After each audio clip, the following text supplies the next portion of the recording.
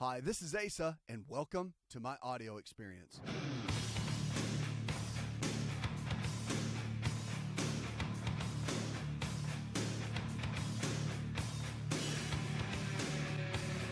It's a new prescription for a new you, America. Let's kick it off and go with Barbara. Hi, Barbara. Welcome to the show. Hi. Thank you for taking my call. Sure, darling. What's up? Well, my husband's been plagued with these headaches for like 2 months now.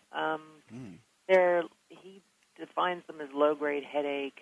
It's only when he sneezes or coughs or picks up something heavy or bends down. We've been to an internist. We've been to an ear, nose, and throat. We've been to a neurologist. We've had an MRI done. There's nothing there in the brain that's unremarkable.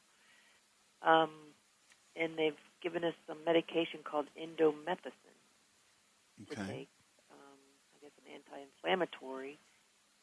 But they're mentioning spinal fluid, and I'm kind of getting worried. And he's concerned, and he's continuing to do his daily routines, or kind of putting off everything else.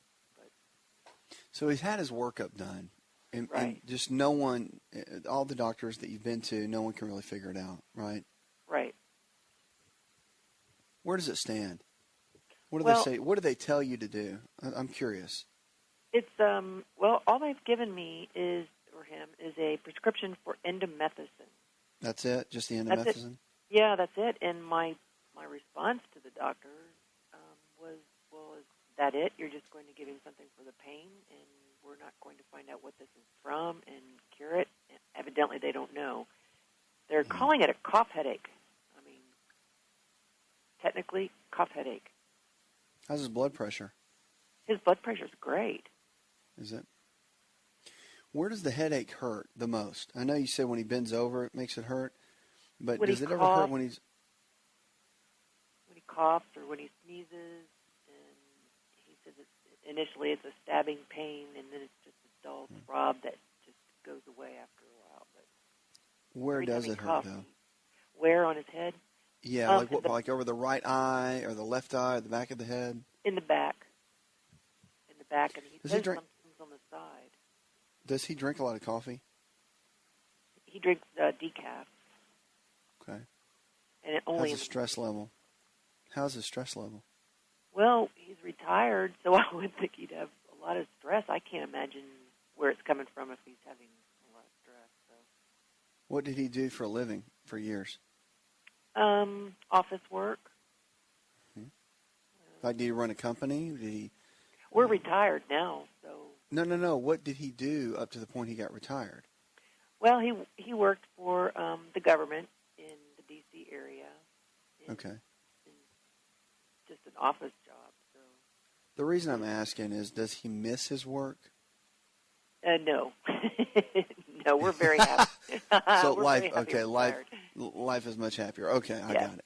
And sometimes men, when they retire, it can almost become more stressful, and you can see weird things can happen in the body. Headaches, arthritis. You start getting all kinds of weird symptoms when men. That's why I'm going down that rabbit trail. Is I'm trying to figure out exactly if that might be the case. We're retired. We have a vegetable farm, and that's amazing. We do our own thing, and we're outside all day, and we eat organically and raise organically, so we can't figure this out. He's really healthy. Okay. Does he sleep all right? Has his sleep patterns, are they pretty good? Mm-hmm. Yep, he does. Okay. And it only hurts when he coughs, sneezes, strains, or otherwise, right? Not just when he's hanging out normally? Right. Okay. Does he exercise? Yes. Fantastic. We get a lot of cardio or weightlifting? Both, actually. We go to the gym, so he's lifting weights, and of course we have a lot of work around here. So outdoors. Well, now that's straining. Does it give him a headache when he works out with weights? He hasn't said it does, so I'm assuming no. It's usually when he bends over and picks something up, which I thought initially it's your sinuses, but nothing showed up. No, I'll tell you what. It sounds to me to be more of a structural-based headache because of this. Because if the straining that would come from, say, doing bicep curls or bench press or shoulder press machine or whatever it might be, there's still some straining involved there. And if that's not giving him a headache, and the increase of blood flow from the working out and the exercising is not affecting him, that's a really good sign. So, see, those are more clues that are very, very helpful. Here's my thoughts. If it was me, this is what I would do. If he's having those kind of headaches and you've done the complete workup and the medical doctors, the physicians have given him the indomethacin, and they're scratching their heads and they're just saying, well, let's see how this works. What that means is when a doctor gives you medicine and says, let's see how this works, it usually means, I'm not real sure what it is. This is my best guess, so let's just keep an eye on it. And that's not knocking it. I mean, that's just they've kind of come to the end of their rope, and they're doing the best they can, and that's a good thing because they're doing everything they can to help him. They're not being bad doctors. They're doing what they can to help. So here's the thought. Remember, there's 3 sides to the health triangle, and the body's affected by every one of these sides. All 3 sides are important, and one side affects the other. So you got the mental side, brain chemistry, neurotransmitters, subconscious mind. You got the chemical side, and that's how your body chemistry functions, how the heart, liver, lungs, kidneys, liver, pancreas, thyroid, how all that stuff works. And then you've got the structural side, the bones, the muscles, and the nerves. Now, the nerves control everything in the body.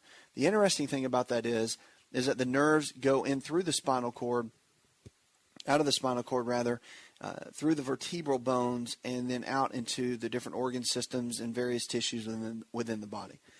Well, the ones that go up in through the cervical region, the neck, kind of the base of the neck, the occipital area, all of that part of the region of the body would be good to have someone look at that, and potentially they can do certain tests on it, and there might be even some manipulations that they would want to do in their own style that would be beneficial. And it's definitely something to look into without a shadow of a doubt. I think if you don't, he would be doing himself a disservice in not looking down that route and letting them evaluate and even doing some of their treatments along the way. Because when headaches like that are unexplained, a lot of times they can be chemical, they can be genetic. There's a lot of different factors. There can be environmental toxins that could be causing some of that. But the structural part we see often with headaches, and it's one of the least areas to be addressed. It's kind of whenever nothing else works, let's go that way. And believe it or not, the structural part of the body plays such a key role and is so important. It's vital for someone to look at it in that regard. So all the horror stories you hear about with people getting hurt and injured, you have a better chance of being struck by lightning than that happening. So don't let that worry you. It's actually care that is very good and that he could really benefit from, I think. So take a peek at that. Get with a DO, Doctor of Osteopathic Medicine, and keep me posted. You can always call me back on 888-283-7272. That's 888-283-7272. You're listening to the best in healthy talk radio.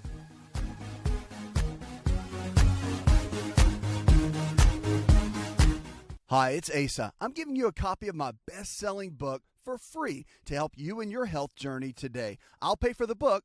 All you do is just cover the small shipping and handling costs. Go to asarx.com and get your free book today.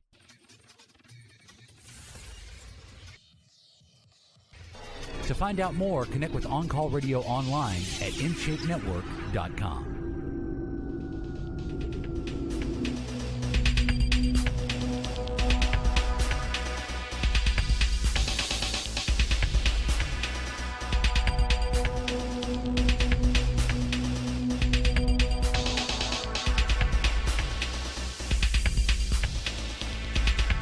Welcome back. You're not involved in Facebook and Twitter with us. Go on and join and catch up with everything going on behind the scenes with the show and all the new information coming out. Great information about our weekly email newsletter. So if you're not signed up for that, U.S. government sends home health care money to states. A new report says that states stand to gain billions of dollars as provisions in the U.S. health care plan to move Medicaid patients out of institutions come online, with 13 states awarded $45 million in grants on Tuesday. And the Health and Human Services Agency said this, that Medicaid is the health program for the poor that was greatly expanded under the health care reform extending Medicaid's reach, the U.S. government is also increasing reimbursements sent to states and awarding new grants for the program. Still, most states are worried that they will not have enough money to administer many of the parts of the health care plan and are requesting waivers for implementing components they cannot afford under their stretched budgets. Now, many are also trying to block the law in federal courts, saying it uncertain states and individuals' rights. Florida, which is leading a multi-state legal challenge to the law, was one of the 13 states awarded a grant to move the elderly people with disabilities and Medicaid recipients with mental illnesses from nursing homes and other institutions back into their homes or communities. The federal government said the grants will likely help 13,000 people. Massachusetts received the largest grant of $13.5 million, followed by Minnesota, which was awarded $13.4 million in the grants. Starting in October, states will also receive a 6% increase in the federal reimbursements for providing nurses and other home-based support to people on Medicaid. Through 2014, states could see a total of $3.7 billion in new funds to pay for attendants who help individuals with daily activities such as bathing and also help move people by paying for utility deposits, rent, or household supplies. It's a great thing.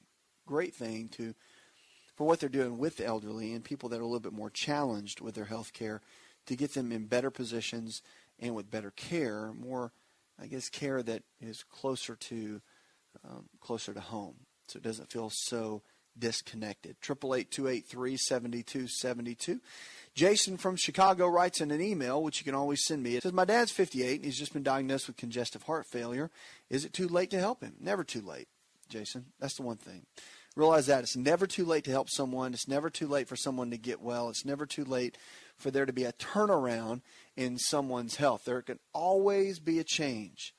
But the key is making the right kind of choices every single day. Now, are there genetics that play a role? Yes. Is there some damage that probably has been done with congestive heart failure that's irreversible? Yes. But it's never too late. Never too late to help someone. Never too late to walk with a health challenge with someone. It's never too late. So my biggest encouragement for you is get him started on the basics. Make sure his diet is sound. Make sure the foods he's putting in his body very good. Make sure he can handle even the smallest amount of exercise, which his doctor probably doesn't want him to do too much, but at least make sure he's doing something. Drinking plenty of water, half his body weight in ounces of water every single day. So many things he can be doing to make sure that he has the optimal health that he can have. 888-283-7272. Let's go to Josh. Hey, Josh. Hey, doctor. Good to talk with you, man. I got a question. I got a friend who she's always got really purple feet, and this just started recently. She's always had cold feet, and she just started having purple feet. Okay. And she's always got really clammy hands, kind of like sweaty hands. But I was just wondering if there could be. I've always thought about circulation. I've Googled everything I could find, but I'm just not finding enough information for me to even want to take in, as far as just from the kind of information that I'm getting from the internet.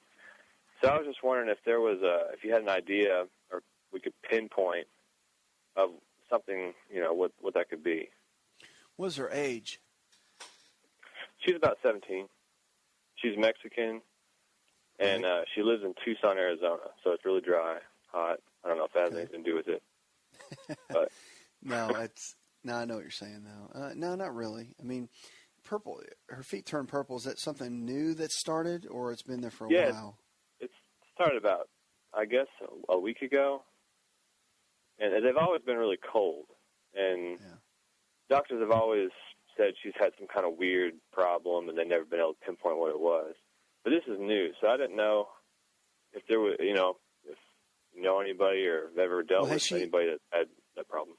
Well, it just depends. I mean, does it hurt? Does it ache when it turns purple like that? Doesn't hurt. No pain at all whatsoever. Mm-mm. Has she gone to the doctor since it started turning purple? Not yet. I think she went today, but I haven't talked to her. But you haven't talked to her. Okay. Yeah, I mean, the old adage is, I mean, with extremities like that, especially more in the hands, there can be just an extreme kind of achiness and cold feeling in the hands. and it's typically Raynaud's, and there can be a lot of different things associated with that. But it's rarely seen in the feet. So for the feet to start turning colors, it could, obviously vascular, but if the doctors have looked at it and you don't know what they have said yet, I'd be curious to see, because again, there's one thing to say, well, they're purple and they're cold, but they don't hurt and there's no achiness or no pain to it. You just need to be able to see that. And that's where going to the doctor's office and all that is really good. But when you have circulation issues like that, she could be deficient in some things. If it came on out of nowhere, granted, she may have always had cold extremities, but it could be several things. It could be everything from red blood cells being anemic. It could be, my goodness, there's so many things that it could be with that. Rutin is really good for vessel health, and if you've got anything weird going on, it's a supplement you get at a health food store, but it's Rutin, R-U-T-I-N, can be very good. And, again, with vascular-related issues, simple things. It's the simple things like CoQ10, all those kind of supplements are very good for vascular health, can help the extremities tremendously, especially if they're always cold. And the discoloration is where the doctor's opinion is going to come in. And I'd be curious to know. If you want to email me, you can shoot it to me. Thanks for the call.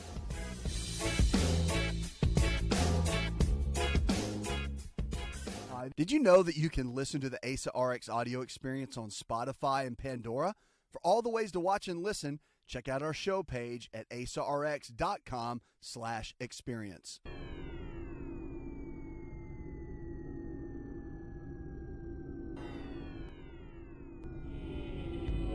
To find out more, visit the show online, InShapeNetwork.com.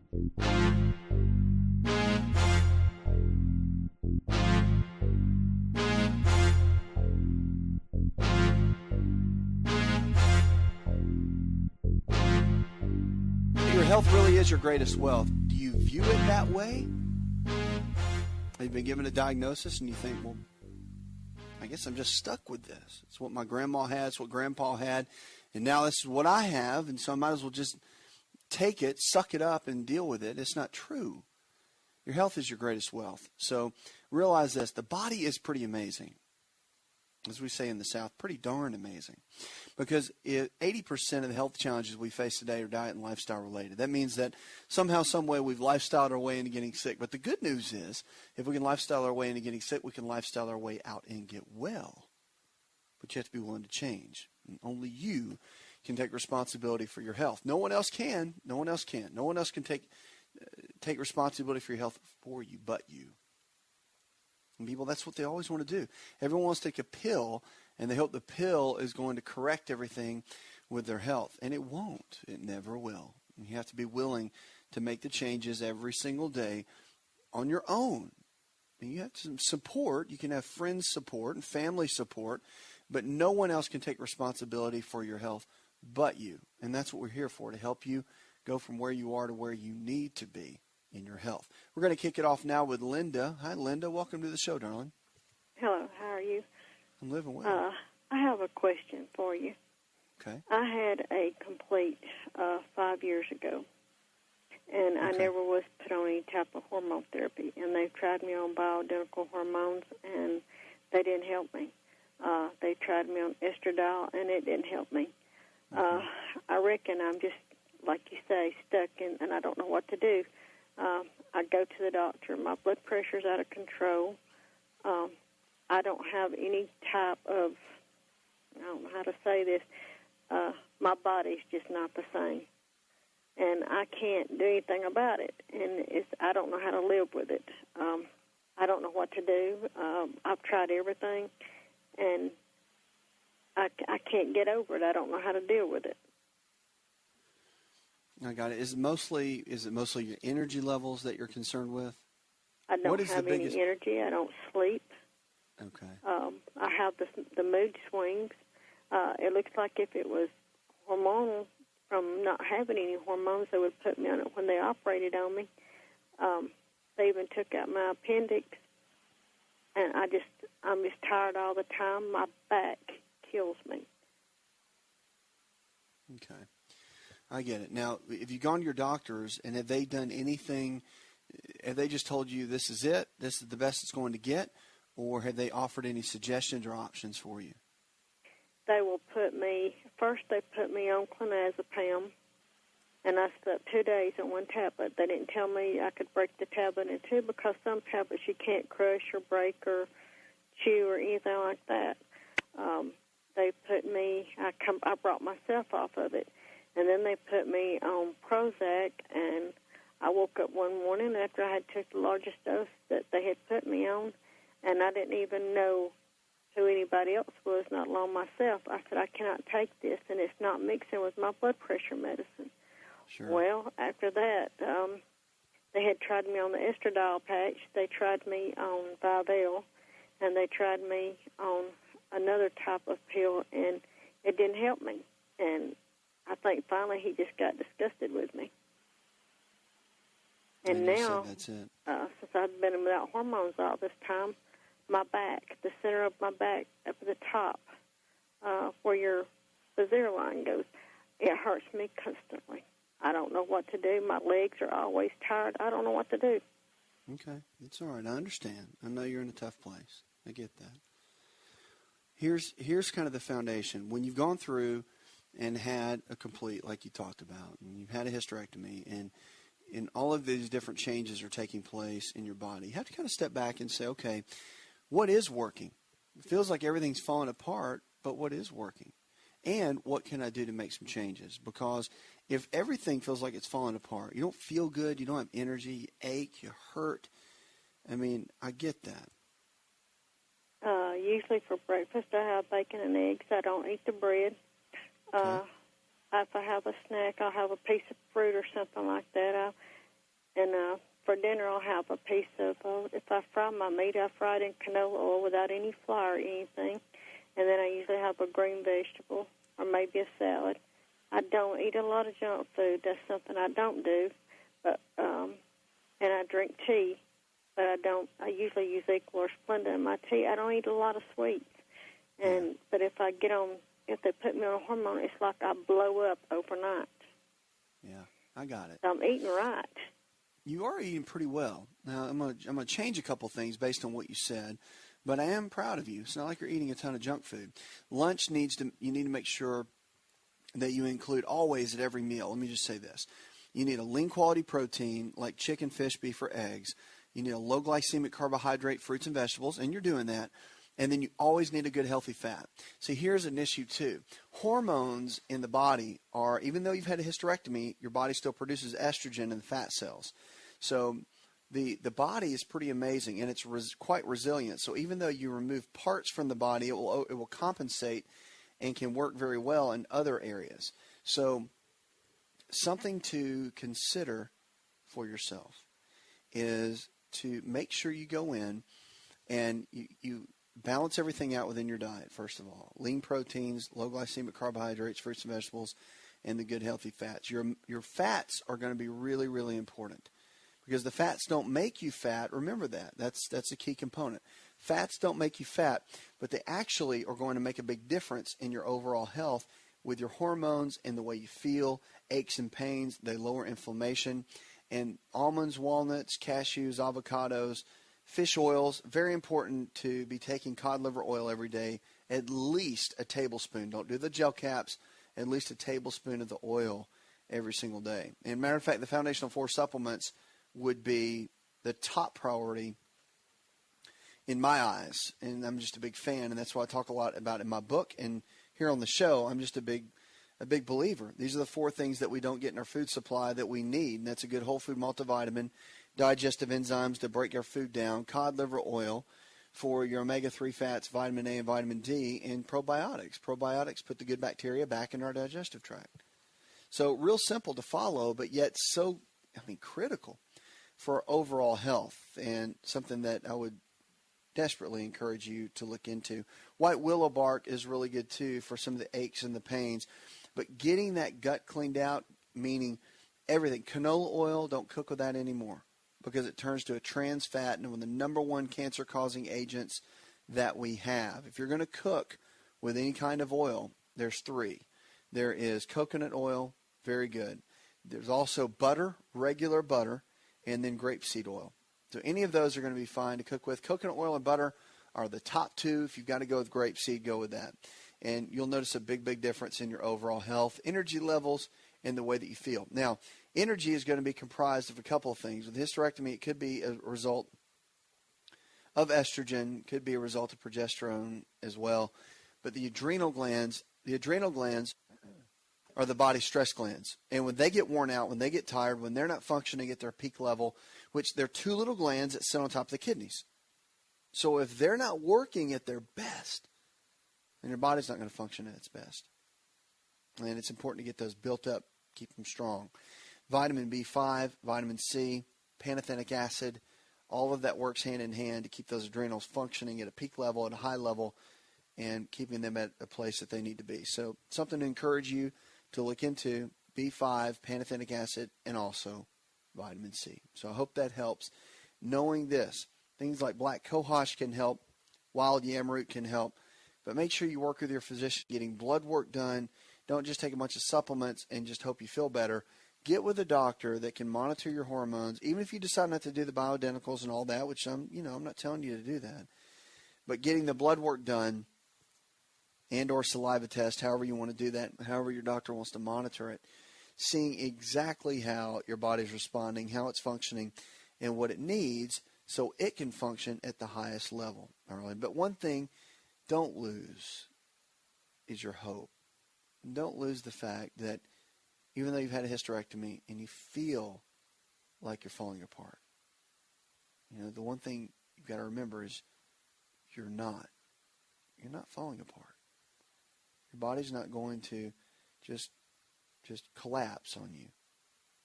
You can do well. Your body can recover in many ways. And you can have vitality again. It's not over. You may feel like it's over, but it's not. And you can have energy again. And, the goal here is to get Linda back. We need Linda to be the best Linda that Linda can be. And we need you to be all you can be. But see, the thing is, no one else can help you. No one else can do this. You have to do it for you. And even on the days you don't feel like exercising, you get out and exercise. On the days where you don't have any energy, you've got to tell yourself, I'm not going to let you beat me today. You have a little self-talk. That's what we always say. And people say, talking to yourself is crazy. It's not. And sometimes the only motivator we have is ourselves.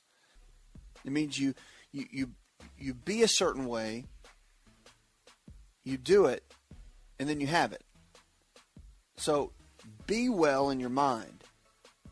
Do the things it takes to be well that textbook-wise that you have to do to be well. And then you'll have it. It's amazing how that works. It's more than visualization. It's about taking radical action. But just know this, you're already on a good path. Get your mind right. Start doing the things today that may be a little bit difficult and watch how your body can change. Hi, it's Asa. I'm giving you a copy of my best-selling book for free to help you in your health journey today. I'll pay for the book. All you do is just cover the small shipping and handling costs. Go to asarx.com and get your free book today.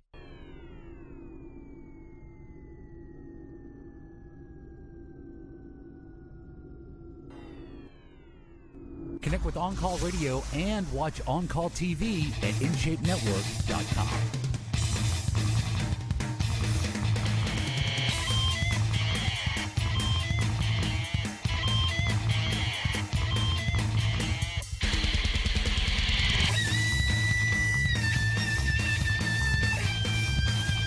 Healthy Talk Radio, the show where your health really is your greatest wealth. Jesse, you're on. How can I help? I was curious to ask you a question about this health challenge that I have.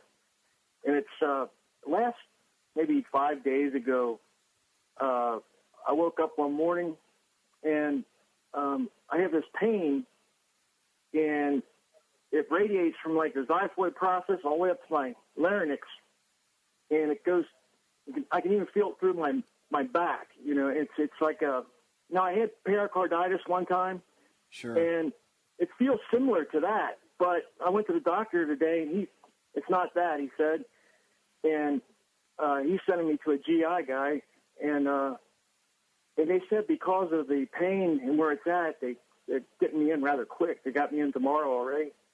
And I was wondering, with that being said, I also have, I have Barrett's, and I've had that for about 10 years. I was diagnosed with it 10 years ago, but I had the Nissen fundoplication at the same time. They found the Barrett's, and I was just wondering, you think that's esophagus related? Also, my head, if I bend over, my head goes below my waist. It's unbearable. I mean, the pain is, or if I belch, the pain is really shoots up. But it's not acid. It's not burning. It's a deep pain, sharp pain. Well, the Barrett's, let's talk about that. How are you dealing with, I mean, obviously you've had acid reflux then for a long time, right? Yeah, I had it for 18 years before they decided to, diagnose it and fix it. Yeah. And so for the most part, is it taken care of? Yeah.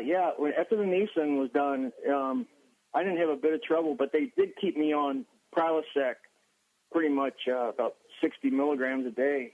And now I'm taking something called, I think it's called Xylacant or something like that. I don't know. It's a new PPI, proton pump inhibitor. Sure. Yeah. And it's working it's okay, more powerful right? When they said. But it's working okay? Yeah. There's no acid. There's no burning. And that's what he asked me. You got anything coming up in your mouth? And I said, no, not at all. There's nothing like that. I think the Nissan's still working great, but the Nissan's still working great. And it's just this pain. I don't know where, just all of a sudden. What I will tell you that I missed taking my Prilosec for 2 days, and I didn't have it. And the second day was pretty rough, so I went out and got it. And then, and after that, that's when the pain started. Do you eat much dairy products at all, like cheese, yogurt, milk? Oh, I love yogurt. Yeah, I eat a lot of yogurt, but I drink. But the only other dairy thing I eat is goat milk. I drink a lot of raw goat milk. Raw goat milk. Okay. What about breads and things like that? Do you eat much of that? No. Pasta, bread. No, I stay away from bread. I used to work out hard, and I know about staying away from bread and pasta and that. And all that kind of thing. So what does your diet look like, breakfast, lunch, and dinner, typically?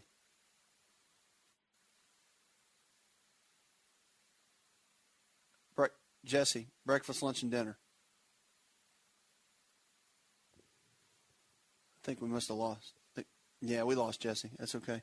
All right, well, here's the deal, Jesse. The bottom line is if you're not really eating gluten, which, gluten's the protein found in the breads, pasta, all the flour-based foods, bread, pasta, cereal, crackers, all of that. That's always a big key. And if you're getting that constant pain in that area, it could be still part of the Barrett's possibility. That's still some residual from that. But the other thing that you can consider in that area, if you've got the constant burning, is that possibly you don't have enough hydrochloric acid in the stomach. Betaine hydrochloride you can take as a supplement form, or you can use apple cider vinegar. That works very, very well. And you can also consider aloe vera juice and glutamine. Both of those can be very, very beneficial to when you're dealing with that sort of pain. Now, if you're having more of it, if it feels more structural, meaning you're seeing from the xiphoid right there, and it is more of a kind of an achy pain through that area, which I would ask you next, I would consider going to somebody that works on the structural part of the body, bones, muscles, nerves, which would be an osteopathic physician, even someone like a physical therapist or a chiropractic physician. They all could look in that area and kind of rule things out a little bit, because if you've had Barrett's, which is a serious condition, I mean, Barrett's can turn into cancer, no doubt about it. But when you've had Barrett's and it's gone to that level, then getting those kind of pains within there can be a little bit of a challenge, but it's something that, you just you got to keep an eye on. Keep me posted on how that goes. 888-283-7272. CNN reported about how cell phone exposure increases brain cell activity. The radiation emitted after just 50 minutes on a mobile phone increases the activity in the brain cells, according to a new government-funded study. The effects of that brain activity are not known, said the researchers who called for more study. Phones that were turned off did not create the same brain activity, and the small study published in the Journal of American Medical Association was the first to look specifically at how electromagnetic radiation from cell phones affects glucose metabolism, a normal function in the brain. The brain activity means that cells are using glucose to create energy, and the brain normally produces the amount of glucose it needs to function properly. But these new findings don't tell us whether activating the cells artificially, in this case by cell phone radiation, will have a negative effect on our health. They say that simply don't know and calls for further investigation. All kinds of things I believe we're going to find about cell phones and how they're affecting our health, and probably not for the positive.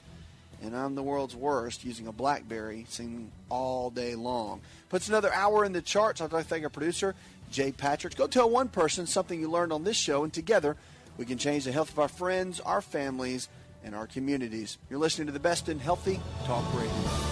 Did you know you could listen to the Asa Rx audio experience on Spotify and Pandora? For all the ways to watch and listen, check out our show page at asarx.com/experience. Hi, it's Asa. I'm giving you a copy of my best-selling book for free to help you in your health journey today. I'll pay for the book. All you do is just cover the small shipping and handling costs. Go to asarx.com and get your free book today. This episode is over, but check episode notes for links to products and services you've heard about on this episode. Thanks for listening and subscribing. Please share the Asa Rx audio experience with others and stay in touch by giving us your comment or review.